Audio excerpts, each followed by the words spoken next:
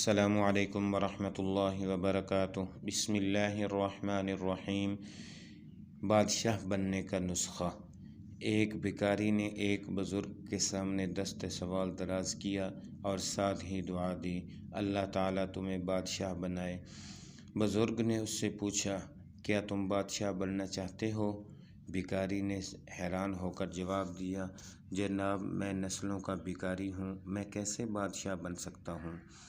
بزرگ نے کہا، چلو ہم ایک تجربہ کرتے ہیں، میں تمہیں بادشاہ بنانے میں کامیاب ہو گیا تو تم مجھے حج کراؤ گے، اور میں اگر ناکام ہو گیا تو میں پوری زندگی تمہاری کفالت کروں گا۔ بھکاری مان گیا۔ بزرگ نے اس سے کہا، تمہاری جیب میں کتنے پیسے ہیں؟ بھکاری نے پیسے گنے تو وہ 30 روپے تھے۔ بزرگ نے اسے مٹھائی کی دکان پر بھیجا، 30 روپے کی جلیبیاں منگوائیں۔ سامنے بے روزگار مزدور بیٹھے تھے۔ بزرگ نے اسے حکم دیا، تم یہ جلیبیاں ان مزدوروں میں تقسیم کر دو۔ بھکاری گیا اور جلیبیاں مزدوروں میں بانٹ آیا۔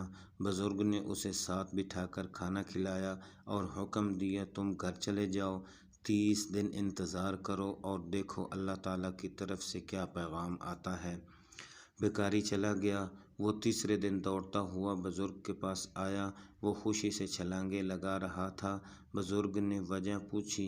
بھکاری نے بتایا، مجھے پہلے مہینے ایک کلرک نے بھیک میں ایک پرائز بانڈ دیا تھا، میں نے وہ بانڈ سنبھال لیا، آج وہ بانڈ نکل آیا، میں بیٹھے بٹھائے 3 لاکھ روپے کا مالک بن گیا۔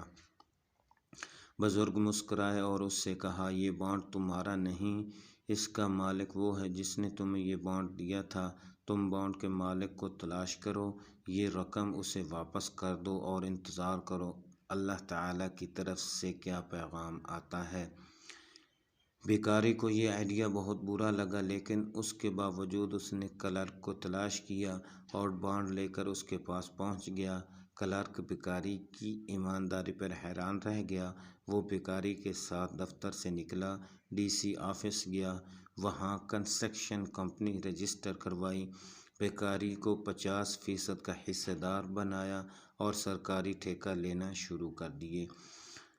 وہ دونوں مل کر کام کرتے تھے، کلرک ٹھیکہ لیتا تھا اور بھکاری کام کرواتا تھا۔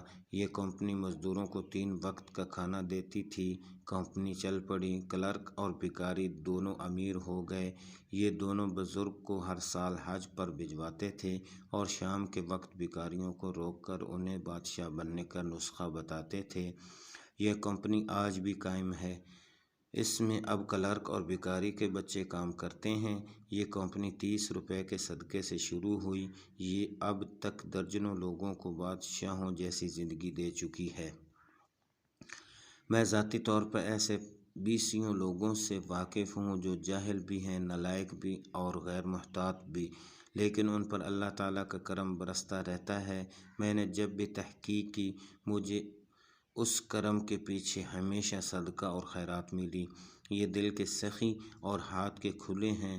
میں نے ایک اور چیز بھی مشاہدہ کی، انسان اگر صدقہ کرے اور ساتھ ہی عاجزی اختیار کر لے تو دولت بھی ملتی ہے اور عزت بھی، کیونکہ جس طرح خوشحالی کا تعلق صدقے سے ہے، بالکل اسی طرح عزت عاجزی سے وابستہ ہے۔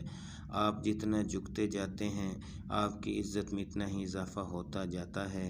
آپ اس معاملے میں اولیاء کرام کی مثال لے لیجئے۔ اولیاء کرام میں عاجزی ہوتی ہے، چنانچہ ان کے مزارات ہزار ہزار سال تک آباد رہتے ہیں۔ یہ کھلے دل اور فراخ ہاتھ بھی ہوتے ہیں، چنانچہ ان کے درباروں پر ان کے انتقال کے بعد بھی لنگر چلتے ہیں اور بادشاہ مال و متاع لے کر ان کی درگاہ پر حاضر ہوتے رہتے ہیں۔ سبحان اللہ۔ سب دوست ایک بار درود شریف پڑھ لیں۔ ایک بار درود شریف پڑھنے سے اللہ تعالیٰ 10 مرتبہ رحمت فرماتا ہے۔